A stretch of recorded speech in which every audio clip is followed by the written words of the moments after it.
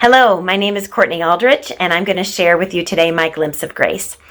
As many of you know, I'm a parent educator, and in July, I was teaching a class right during the time when the protests were really peaking, the protests that were fueled by the death of George Floyd.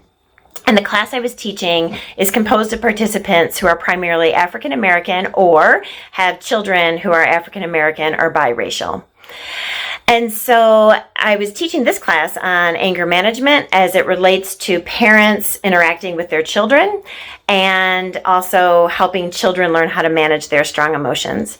And I knew it was a tense time coming into this class, so I introduced the topic by just acknowledging that when I teach a class, I know I am speaking through my lens.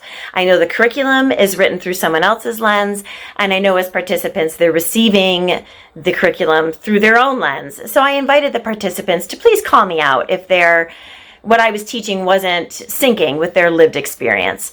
So I was moving through the presentation. I'm at the very end, and one of the last slides I showed says to X out the past and keep it in the present.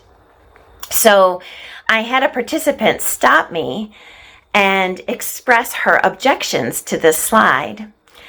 And while the slide was in the context of the parent-child relationship, don't hold grudges against your child, give your child a fresh start every day, just the slide itself, in the current context, was saying to her, cross out the past, keep it in the present.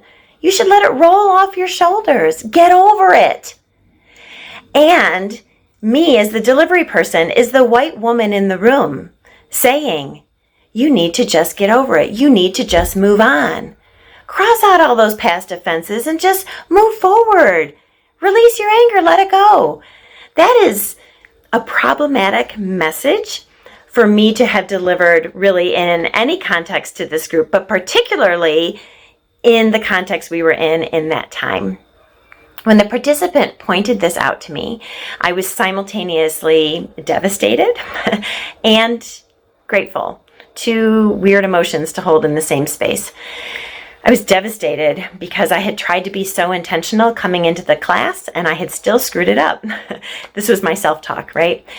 I was grateful because the participant who spoke up felt comfortable enough and trusted me enough to speak up, to say, no, I'm not appreciating what you're saying right now, and this is why.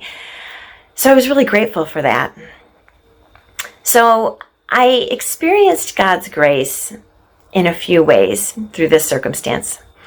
I experienced God's grace in understanding and experiencing the relationships that we have the opportunity to form, where we can have difficult conversations with one another and really learn from one another. I experienced God's grace in the trust that the participants in this class put in me, that they felt like they could speak their truth.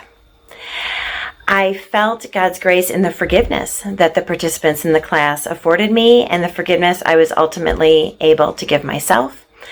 I experienced God's grace just in my gratitude for the opportunity to be with people who were patient with me and willing to help me learn.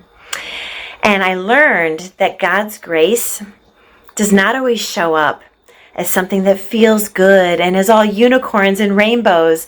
But God's grace can be difficult and messy and uncomfortable. And I am just grateful that I get the opportunity to continue to experience God's grace through working with this group and other groups of parents who really challenge me every day and help me grow. Thanks for listening.